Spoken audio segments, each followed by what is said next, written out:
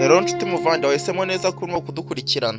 Uyu munsi tugiye kurebera hamwe bamwe mu bahanzi batanu bafite agatubutse mu muziki nyarwanda.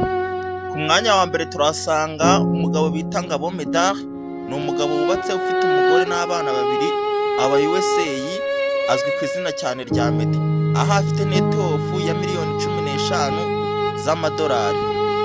Twihuse ku mwanya wa kabiri turasanga uwo bita Itangishatse Bruce, muzi ku mazina ya Bruce Melody, afite net worth ingana na miliyoni 10 kuri 12 uzamura.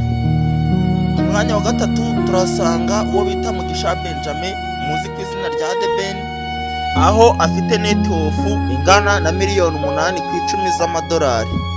Ku mwanya wa kane turahasanga uwo bita Butera Jean d'Arc, muzi ku mazina ya Butera Knowless, aho afite net worth ya miliyoni 3 kuri 5 z'amadolari.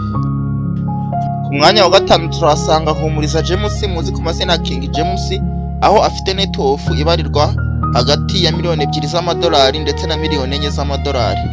Uru rutonde rushobora guhinduka bitewe n'aho wakoze research, ariko twebwe twakoze research twifashisha imbuga zigiye zitandukanye, tugenda duhuza ayo makuru. Twakoresheje Wikipedia, The City Celeb, Short of Africa Connect n'izindi mbuga zitandukanye.